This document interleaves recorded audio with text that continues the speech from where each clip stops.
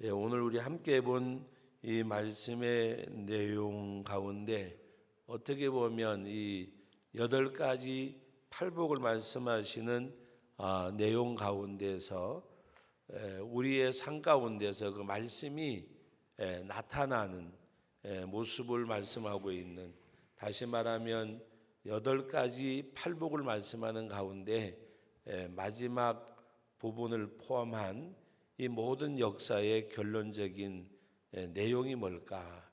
오늘 이 8절로 9절에 있는 이 말씀의 내용, 마음이 청결한 자, 그 다음에 화평케 하는 자.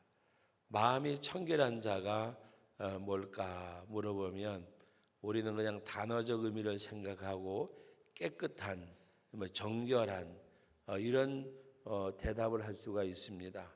틀린 말은 아니지만 100% 맞는 정답에서는 조금 모자라는, 여러분 마음이 청결한 자가 복이 있다. 그들이 바로 하나님을 볼 것이며, 심령이 가난한 자도 애통하는 자도 온유한 자도 말씀을 하시면서 복이 있다고 말씀하는 가운데 그들이라고 말, 그들 말씀을 표현할 때는 단수적인 표현인데 그들이라고 말씀하시는 내용은 우리 회중 가운데 누구든지 모든 사람이 연관된 것을 말씀하는 것입니다.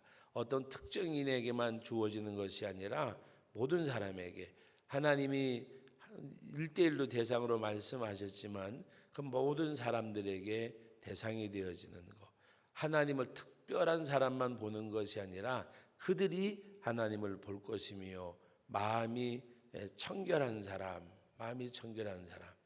마음이 청결한 사람이 어떤 사람일까? 미워하지도 않고 시기하지도 않고 질투하지도 않고 불평하지 않고 원망하지 않고 시기나 다툼이 없고, 여러 가지로 표현할 수 있을 것입니다. 그런데 여러 가지로 표현하지만 우리가 집에 쌀이 없다, 연탄이 없다, 기름이 떨어졌다, 가스가 없다, 여러 가지로 표현하지만 그러나 돈이 없다고 하면 끝나는 거예요. 돈만 있으면 가스도 사고 연탄 사고 쌀도 사고. 여러분 그와 표현이 같을지 모르지만 오늘 우리들에게 있어서 그런 많은 것들을 표현하는 것보다가도 오직 내게는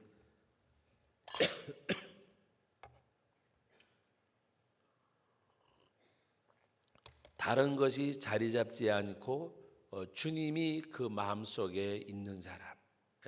뭐가 없고 하기 전에 우리는 하나님 앞에 정말 하나님을 보지 못하는 이유가 어디 있을까?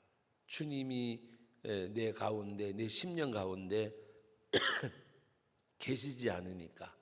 만약에 주님이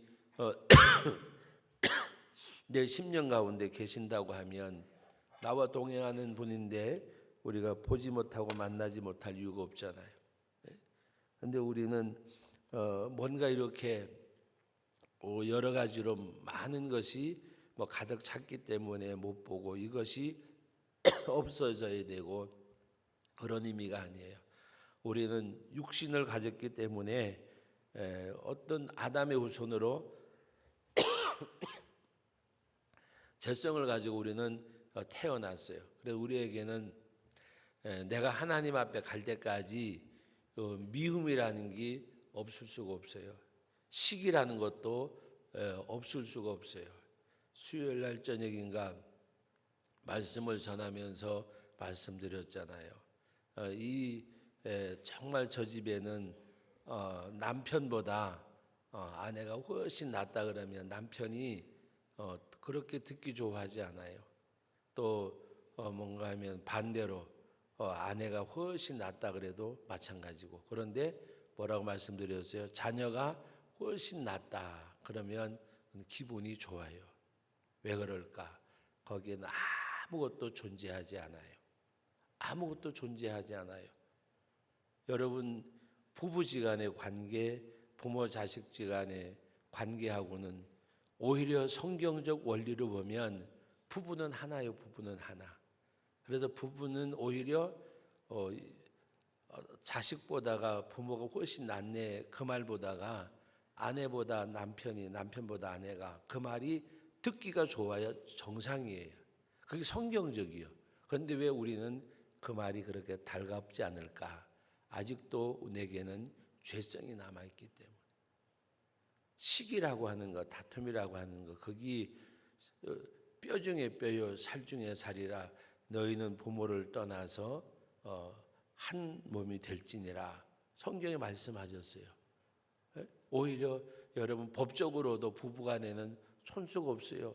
여기 우리 아들 딸들 앉아 있지만 이 아이들하고는 일촌간이 일촌간 촌수가 있어요. 엄마하고 자녀들하고 아버지하고 자녀들하고 촌수가 있어요. 부부지간에는 촌수가 없어요. 시작점이요.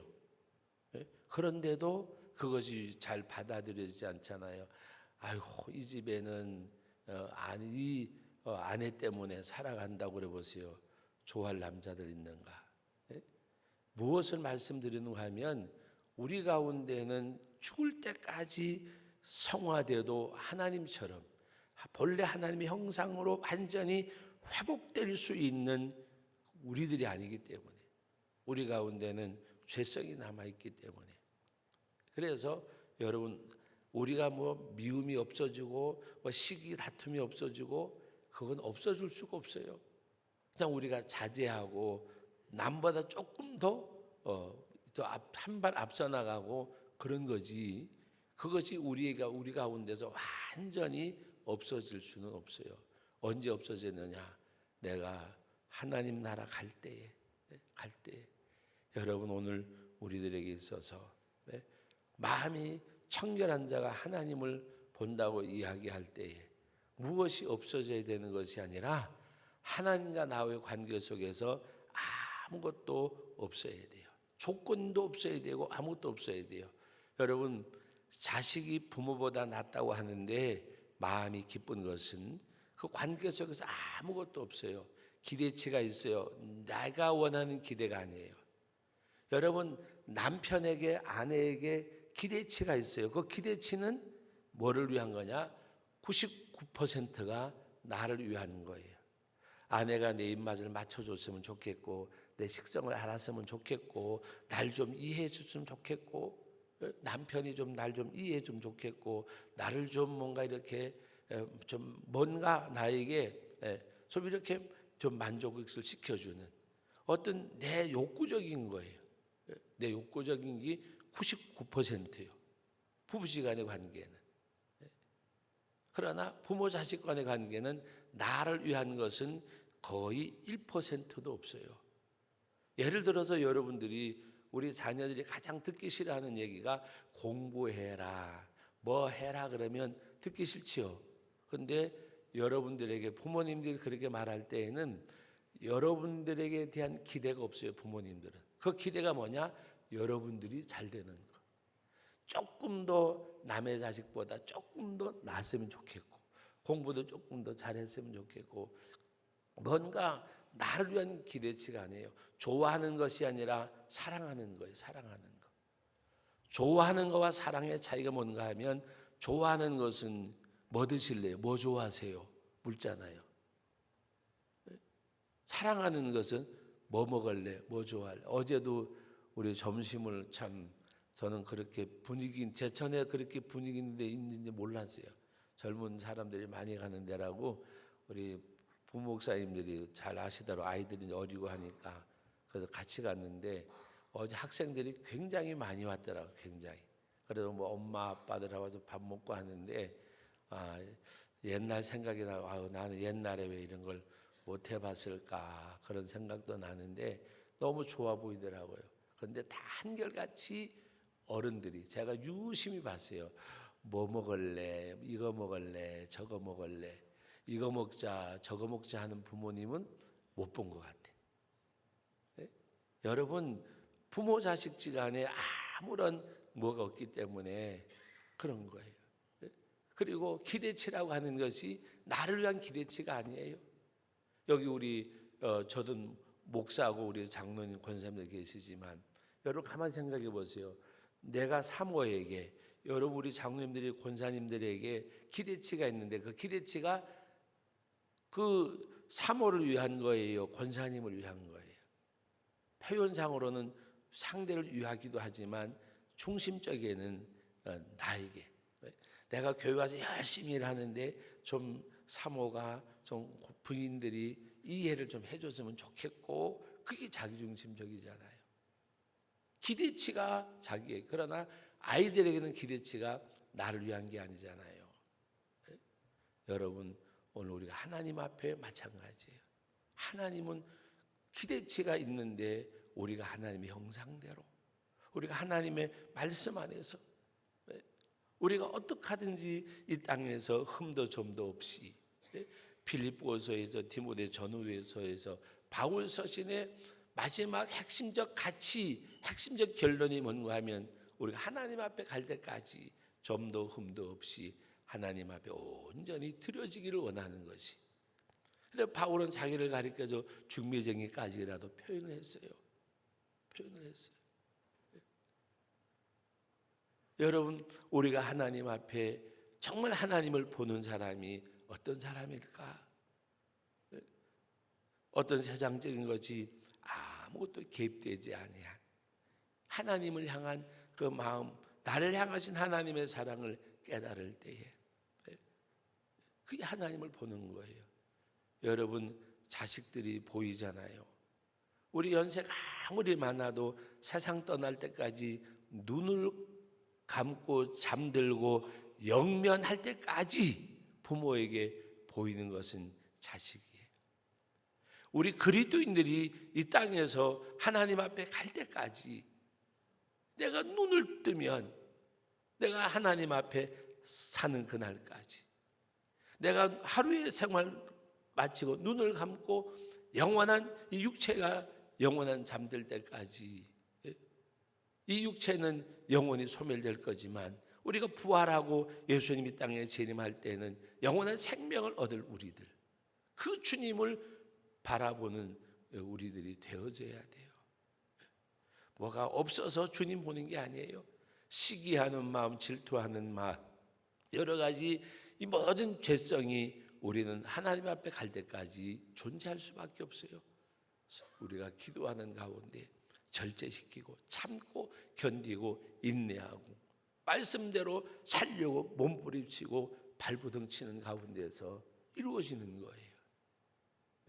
노력으로 되어진단 말이 아니라 하나님의 성령을 의지하되 우리들이 하나님 앞에 자기 자신을 바라보면서 나는 왜 이 정도밖에 안 될까?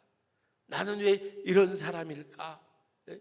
어떤 다른 사람을 원망하고 불평하는 것이 아니라 나 자신에 대한 불만족이 하나님 앞에 더 가까이 나가려고 몸부림칠 때에 하나님이 여러분들 앞에 서 계세요. 그 하나님이 내 마음속 좌소에 앉아 계세요. 그 하나님이 내 손을 잡아주세요. 그 하나님이 등 뒤에서 나를 바라보고 계세요. 우리는 하나님 앞에 바로 그런 사람, 그 사람이 마음이 청결한 사람이에요. 아담이 웃었는데 어떻게 우리 가운데 죄성이 없어지겠어요? 그 죄로 말미암아 이 땅에 사망이 오게 된 죄의 싹슨 예수를 믿음으로 다 사함을 받아서 영원한 생명을 얻고 천국에 가지만 우리들의 남아있는 죄성은 내가 항상 나 자신과 싸워야 돼요. 바울의 선한 싸움이라고 하는 것은 내적인 것, 외적인 것을 복합된 표현이에요.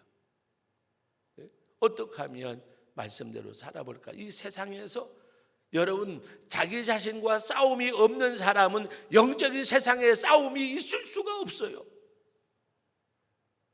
내적인 영적 싸움이 있는 사람이래야 외적으로도 어떻게 하든지 이 세상에서 바로 살아보고 이 세상에서 하나님이 원하시는 그 길을 가고 그렇게 하려고 애를 쓰게 돼요. 여러분들은 영적 싸움이 있어야 돼요. 그때 하나님이 여러분과 함께 하신다니까요. 그래서 마음이 청결하단 말은 영적인 전쟁, 영적인 전투, 영적인 싸움, 하늘의 공중의 권세 잡은 악의 영들에게 대항하기 위하여 하나님의 전신갑주를 입는 사람이 하나님을 볼 수가 있어요. 그 하나님이 내게 영적인 에너지가 되어져요. 그것이 삶 속에 나타나는 결론이 9절 말씀이에요. 화평케 하는 사람. 하나님을 보지 못하는 사람은, 하나님을 만나지 못하는 사람은 화평의 제물이 될 수가 없고 화평의 삶을 살아갈 수가 없어요. 오늘 여기 9절에서 말씀하고 있는 내용 그대로 화평케 하는 자는 복이 있나니. 하나님을 보지 못하는 사람이 어떻게 화평하게 하겠어요? 하나님을 보지 못하는 사람이, 하나님을 보는 사람의 삶의 결실이 화평케 하는 거예요. 하나님을 보면 예 아버지 참겠습니다. 예 아버지 인내하겠습니다. 예 아버지 사랑하겠습니다. 아버지 앞에 순종의 열매가 화평이에요. 예? 성령의 9가지 열매, 사랑과 희락과 화평과 성령의 열매가, 하나님을 보는 자의 열매가 그거예요.